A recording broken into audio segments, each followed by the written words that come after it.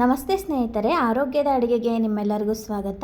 ಬನ್ನಿ ಇವತ್ತು ಮಾವಿನಕಾಯಿ ಚಿತ್ರಾನ್ನನ ಅತಿ ಸುಲಭ ರೀತಿಯಲ್ಲಿ ಮಾಡೋದು ಹೇಗೆ ಅಂತ ನೋಡೋಣ. ಬೆಳಗ್ಗೆ ಬ್ರೇಕ್ಫಾಸ್ಟಿಗೆ, ಲಂಚ್ಗೆ ಎಲ್ಲದಕ್ಕೂ ಮಾಡ್ಕೋಬೋದು. ಇದನ್ನು ರುಬ್ಬೋದಿರಲ್ಲ, ಏನೂ ಇರಲ್ಲ, ತುಂಬ ಸಿಂಪಲ್ಲಾಗಿ ಮಾಡ್ಕೋಬೋದು. ರುಚಿ ಕೂಡ ಅಷ್ಟೇ ಚೆನ್ನಾಗಿರುತ್ತೆ. ಆರೋಗ್ಯಕ್ಕೂ ಕೂಡ ತುಂಬ ಒಳ್ಳೆಯದು ಮಾವಿನಕಾಯಿ ಸೇವನೆ. ಈ ಸೀಸನಲ್ಲಿ ಮಕ್ಕಳಿಗೆ ನಾವು ಯಥೇಚ್ಛವಾಗಿ ಮಾವಿನಕಾಯಿನ ಕೊಡಲೇಬೇಕು. ಬನ್ನಿ ಅದನ್ನು ಹೇಗೆ ಮಾಡೋದು ಅಂತ ನೋಡೋಣ.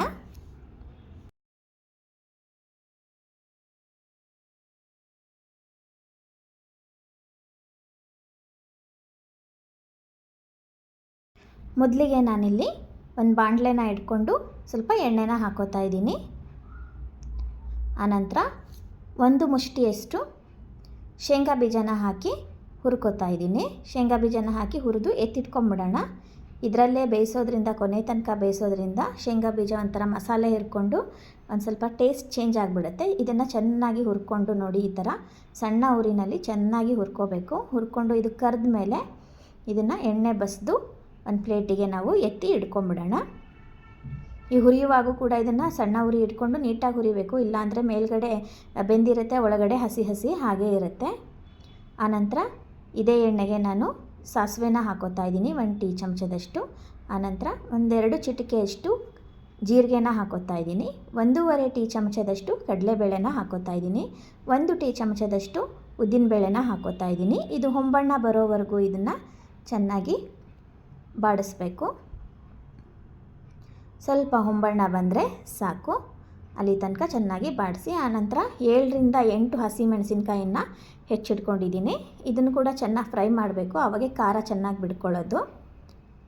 ಇದಕ್ಕೆ 1 ಟೀ ಚಮಚದಷ್ಟು ಶುಂಠಿನ ತುರಿದು ಹಾಕೋತಾ ಇದ್ದೀನಿ. ಆನಂತರ 1 ಹಿಡಿಯಷ್ಟು ಕರಿಬೇವು ಸೊಪ್ಪನ್ನು ಹಾಕೋತಾ ಇದ್ದೀನಿ.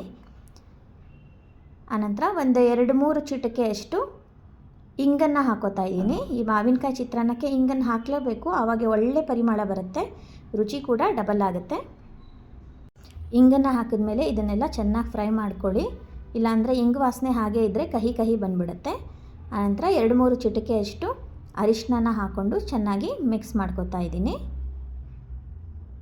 ಅರಿಶಿನ ಹಾಕಿದ್ಮೇಲೆ ಚೆನ್ನಾಗಿ ಮಿಕ್ಸ್ ಮಾಡ್ಕೊಳ್ಳಿ. ಈ ಅರಿಶಿನದಲ್ಲಿ ಹಸಿಮೆಣಸಿನ್ಕಾಯಿ ಇದೆಲ್ಲ ಚೆನ್ನಾಗಿ ಬಾಡಬೇಕು. ಆನಂತರ ನಾನಿಲ್ಲಿ ಅರ್ಧ ಮಾವಿನಕಾಯಿ ತುರಿನ ಹಾಕೋತಾ ಇದ್ದೀನಿ, ಸಣ್ಣದಾಗಿ ತುರಿದಿಟ್ಕೊಂಡಿದ್ದೀನಿ. ಹುಳಿ ಮಾವಿನಕಾಯಿನ ನಾನು ತೊಗೊಂಡಿದ್ದೀನಿ. ಹುಳಿ ಇಷ್ಟಪಡದೇ ಇರೋರು ತೋತಾಪುರಿನ ತುರಿದು ಹಾಕ್ಕೋಬೋದು, ಅದು ಕೂಡ ಚೆನ್ನಾಗಿರುತ್ತೆ. ಹುಳಿ ತುಂಬ ಮುಂದೆ ಇದ್ದರೆ ತುಂಬ ಟೇಸ್ಟು ಅನ್ನೋರು ಹುಳಿ ಮಾವಿನಕಾಯಿನೇ ಹಾಕ್ಕೊಳ್ಳಿ, ತುಂಬ ಟೇಸ್ಟಿಯಾಗಿ ಇರುತ್ತೆ.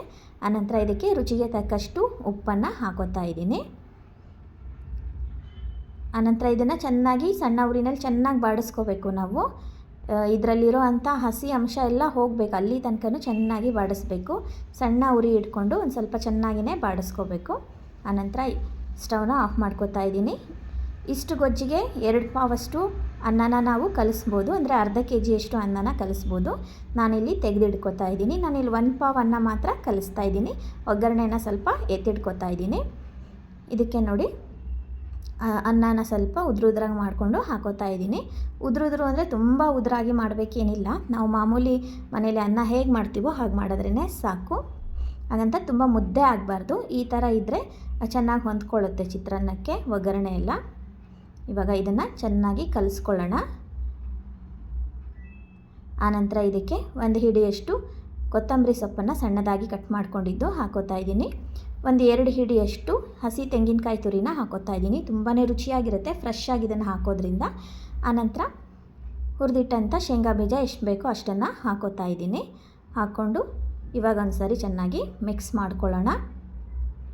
ಇವಾಗ ಸಂಪೂರ್ಣವಾಗಿ ಚಿತ್ರಾನ್ನ ನಮಗೆ ತಿನ್ನೋದಕ್ಕೆ ರೆಡಿ ಆಯಿತು.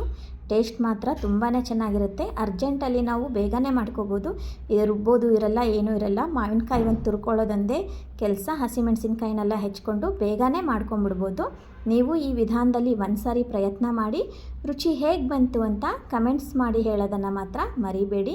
ಇದೇ ಥರದ ಆರೋಗ್ಯಕರ ಅಡುಗೆಗಳಿಗಾಗಿ ನನ್ನ ಚಾನಲನ್ನು ಸಬ್ಸ್ಕ್ರೈಬ್ ಮಾಡಿ. ಮತ್ತೆ ಇನ್ನೊಂದು ಆರೋಗ್ಯದ ಅಡುಗೆಯೊಂದಿಗೆ ನಿಮ್ಮನ್ನೆಲ್ಲ ಭೇಟಿ ಆಗ್ತೀನಿ. ಅಲ್ಲಿವರೆಗೂ ನಮಸ್ಕಾರ. ಈ ವಿಡಿಯೋ ನೋಡಿದ್ದಕ್ಕಾಗಿ ನಿಮ್ಮೆಲ್ಲರಿಗೂ ಧನ್ಯವಾದಗಳು.